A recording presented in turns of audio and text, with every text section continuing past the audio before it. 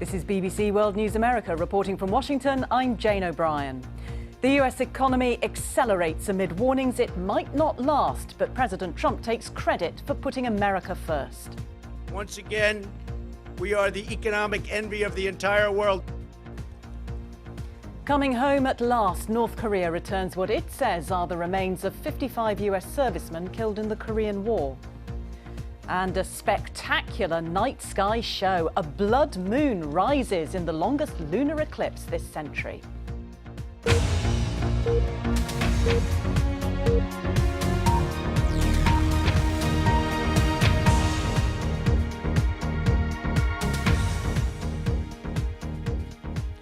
Welcome to World News America. The US economy has surged in the second quarter, topping 4% growth for the first time in years.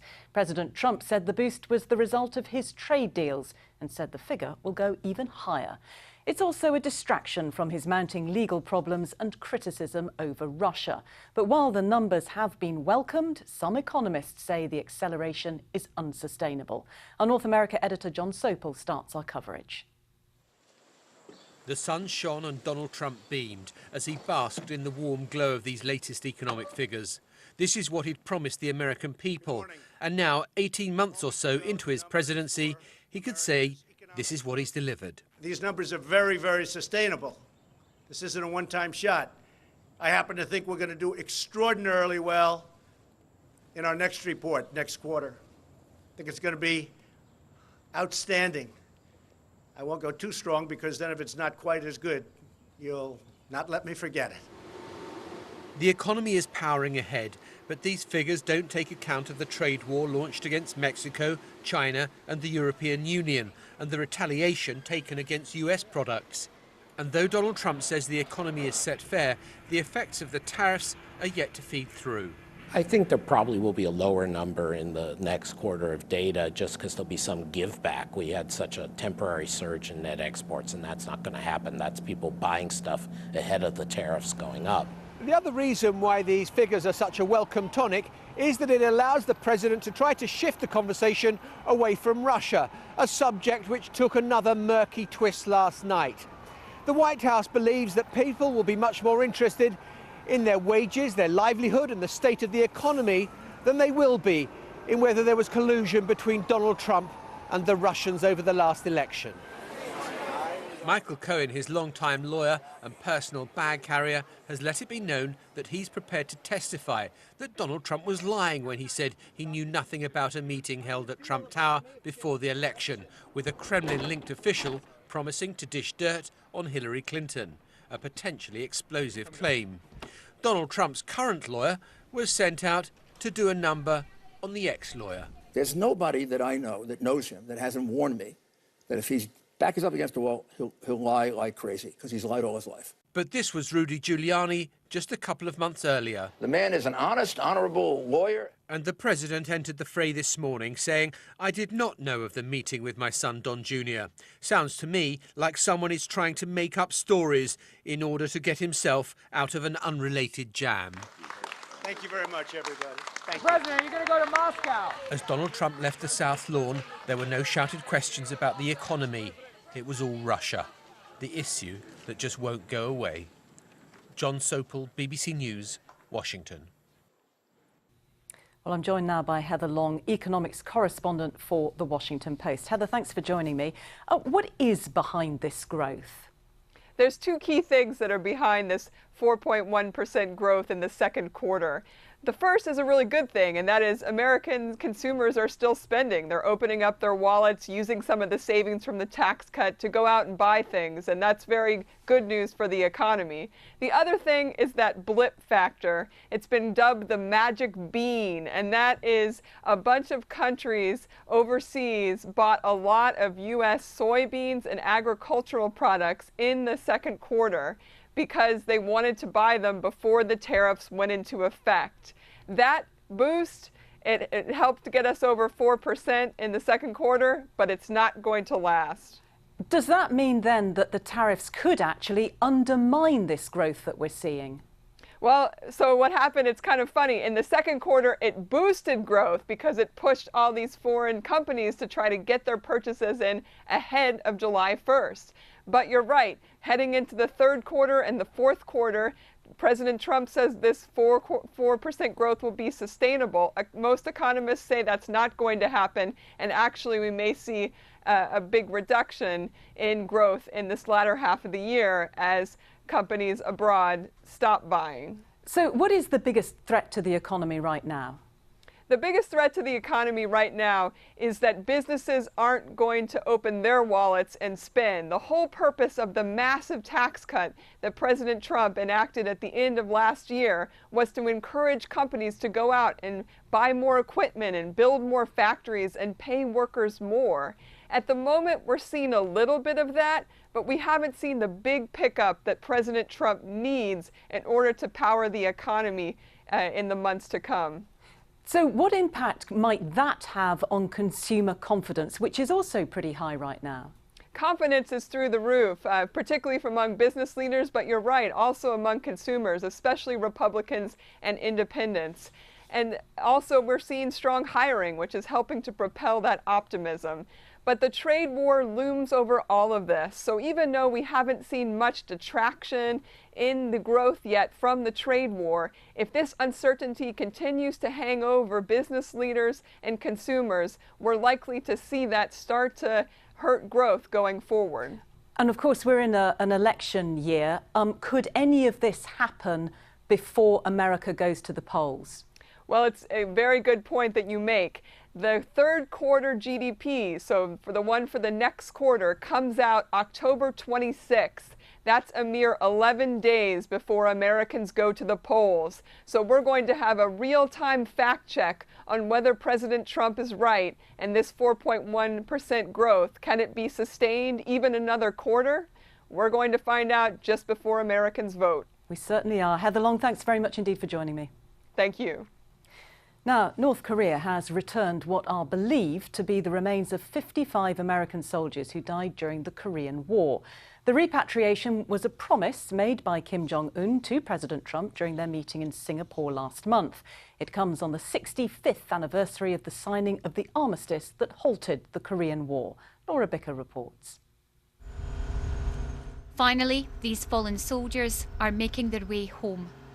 It's been over 65 years since they were killed, fighting in a war many feared had been forgotten. One by one, 55 caskets wrapped in the United Nations flag are carefully carried from the cargo plane. But until the remains are tested, it's unclear how many have been returned. Still, today will be seen as progress by a US president who made it a priority during his summit with the North Korean leader. Donald Trump took the chance to publicly thank him. I want to thank Chairman Kim in front of the media for fulfilling a promise that he made to me, and I'm sure that he will continue to fulfill that promise. But the fundamental problem remains. North Korea still has nuclear material and nuclear missiles. In Pyongyang, Kim Jong-un was exalted by war veterans as he marked the anniversary of the armistice which ended the Korean War. Something described here as a day of victory. In Seoul, the repatriation raised hopes among veterans that peace will one day come to this peninsula. 15 countries fought alongside the US in the conflict, including almost 100,000 British troops. Brigadier General Brian Parrott was one of them. So it was painful to lose guys, but I think all veterans feel it was a worthwhile thing to have done. He now welcomes the repatriation of fallen comrades. That is very good news. I do hope there's some British guys, because there were a significant number of the infantry in particular who were caught in ambushes on patrol, bodies were not found. The handover of remains could prompt North Korea to ask for concessions from the United States, but it could also breathe new life into a peace process that has stalled since the two leaders met at their Singapore summit. Laura Bicker, BBC News, Osan Air Base, South Korea. Well, joining me now is Bruce Klingner, Senior Fellow at the Heritage Foundation. Bruce, thanks very much for joining me. North Korea has sent back remains before, so is this a big deal? Well, it's a big deal in that any day America gets some of its fallen warriors back is a good day. America puts great priority on trying to bring our fallen American servicemen and women home for a belated homecoming with the bereaved families. There have been remains repatriated in the past up until 2005, when then Secretary of Defense Rumsfeld canceled these missions to go into country to get the remains back because of concern about the safety of American teams in North Korea. Does it, however, bring us any closer to the issue of denuclearization? No, it doesn't. It's a confidence building measure, but as Secretary of Defense Mattis said today, it's unrelated to the negotiation. So, it's a welcome development, just as the closing of the entrances to the nuclear test site and the dismantlement of an engine test site is welcome. But they're really unrelated to achieving actual denuclearization, as North Korea is not only promised, but is required to do under numerous UN resolutions. So why are we not hearing much about that? Because North Korea has made quite clear that they have a very different definition of what denuclearization is from the U.S. The U.S. sees it as unilateral disarmament by North Korea, as they're required to do under the UN resolutions. North Korea has made it very clear over the years that they see it as global arms control, and as a member of the nuclear club, they will go down to zero when other members, such as the United States, goes down to zero. Now, Mike Pompeo, the Secretary of State, has said he won't let these negotiations drag on. What should happen next, and more to the point, when? Well, he had a mission to North Korea to try to put meat on the bones of the Singapore communique, and he claimed progress, but afterwards North Korea quite strongly criticized it and very categorically rejected virtually all of the U.S. objectives. So, they have said they will not do CVID, that the U.S. must first prove it doesn't have a hostile policy towards Pyongyang, so they want to put the benefits before any kind of denuclearization. So what then is a realistic timetable? Well, both Secretary Pompeo and President Trump have now said they've fallen back off the position that this has to be, very expeditious denuclearization. They've now said there's no time limit, there's no rush. So I think they've now come to realize that these could be lengthy negotiations.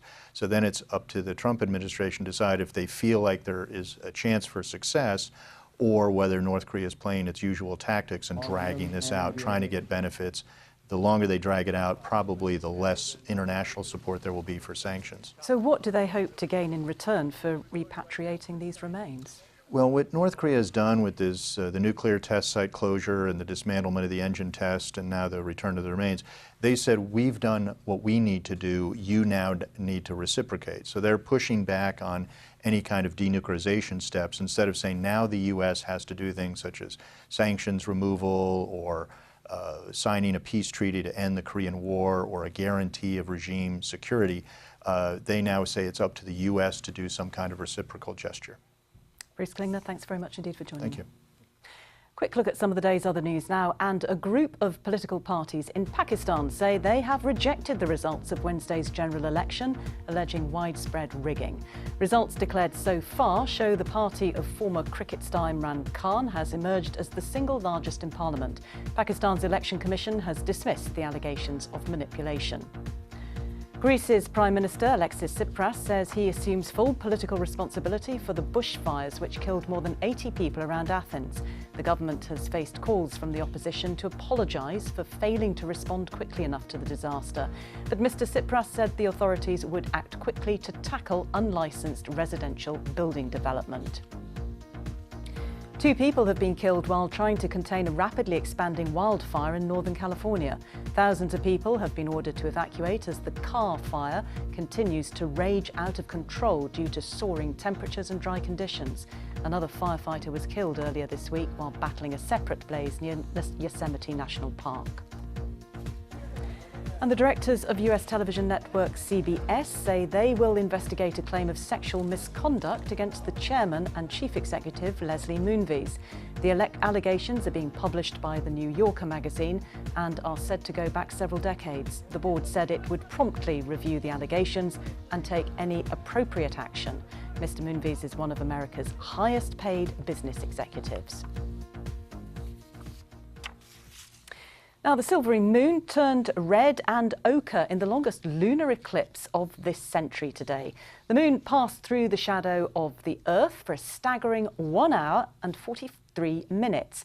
While stargazers in Europe, Africa, the Middle East and Southeast Asia were treated to what's become known as the blood moon. Well, with me now is Derek Pitts. He's chief astronomer at the Franklin Institute Science Museum in Philadelphia. Derek, thank you very much indeed for joining me. What is so special about this? Thanks for having me this afternoon, Jane. Well, what's special about this is that we have this astronomical phenomenon that's very easy for so many people to see across the planet. And it's always exciting when you can see something like this happen. Everyone is always interested in seeing the moon change its color, primarily because all the time we see the moon, it has the typical white color that we normally see. But in these special instances, the moon can change its color anywhere from a very, very light tan color all the way into a deep brick red color. So always exciting and easy to see. Yeah, we are actually seeing live pictures right now because, of course, it's still going on. But not here, Derek. Everywhere else is getting to see it, but we're not. When do we get one? Yes, we didn't luck out on this one this time around, but the next one for us comes on January 20th, 2019. And for folks over here in the Western Hemisphere, everyone across the Western Hemisphere will be able to see it.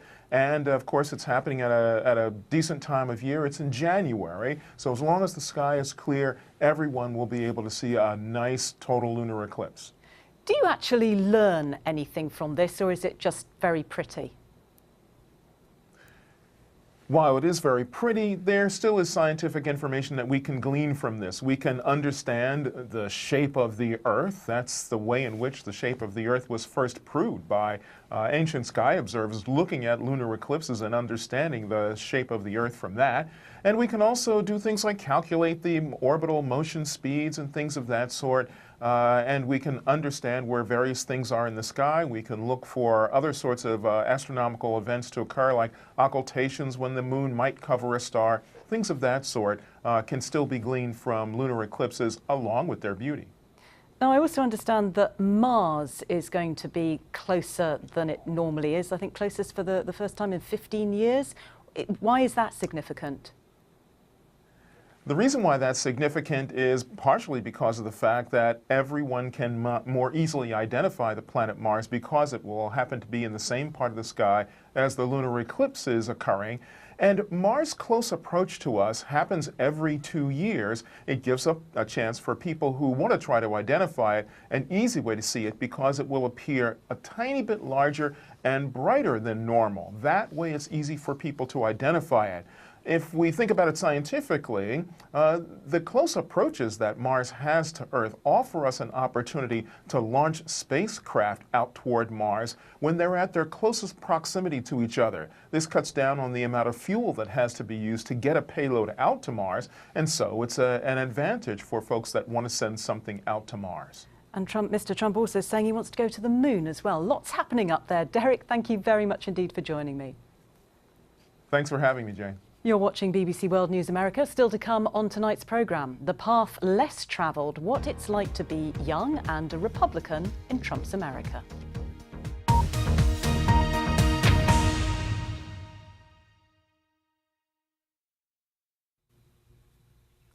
After surviving the brutal war in Syria, a group of child refugees will take to the stage of the Royal Albert Hall on Sunday. The BBC's Caroline Hawley went along for rehearsals. This is Sajida, who's 14. Several of her family members were killed in Syria, and her story is not unique. Maryam, Sajida, Nerman, Rawan, Muhammad, and Muhammad. For the first time, the voices of child refugees are being heard here at one of the country's most prestigious venues, with a poem they've written themselves. It makes me feel I'm in Syria, eating falafel for breakfast with my family. What do you want people to take away from the poem? I wanted to understand that Syria is a very nice country that people would like to live in all their lives. But because of the war and things, everything is gone now.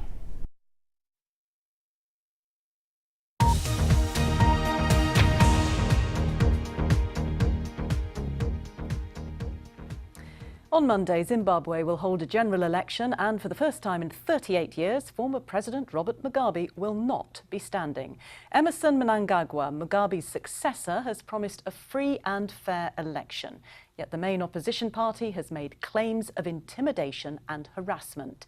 Singai Nyoka is in Harare as the country prepares for a closely fought race. Just 8 months ago, this kind of reception was reserved for one man, Robert Mugabe. Now Emmerson Mnangagwa is savouring the attention. A man so central to the old guard, restyled as Zimbabwe's new saviour. He has promised a fresh start and built an election campaign on opening new companies and courting international investors. But in June, a grenade attack at a rally was a wake-up call. The president alleged it was carried out by sympathizers of Mugabe. It was a reminder of the shadow that Zimbabwe's former strongman still casts over this country. Behind the rolling hills and fertile farmland that he and his family own, his presence looms large. They love Mugabe. And do you know they cannot betray their paymaster? That is what I think. And how do they feel about what happened in November? These people,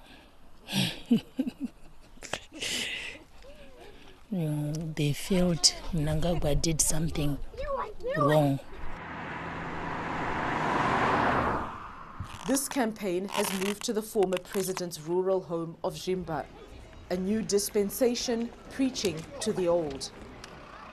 This is Mugabe's heartland, this is his town, and these are his people.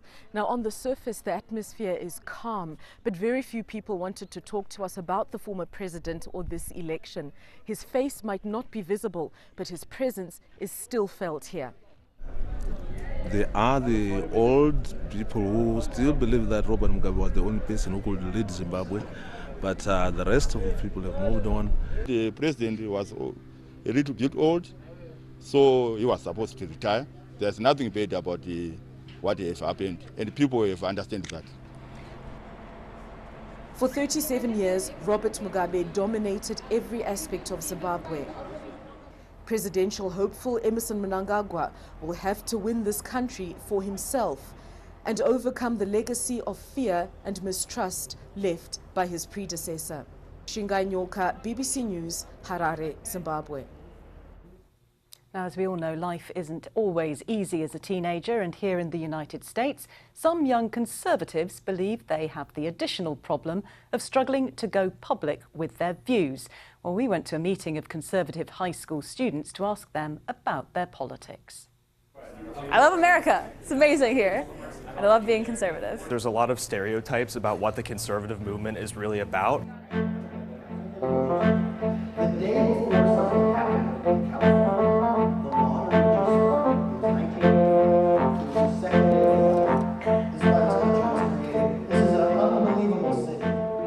It's pretty difficult being a young conservative in the U.S. right now just because of the hysteria going on. Being a young conservative is a little difficult. It's tough. It's tough, especially on college campuses. It feels like a much better place to be conservative now than it was a few years ago. It's a little bit difficult. Like, I kind of have to watch what I say and when I say it and to who I say it.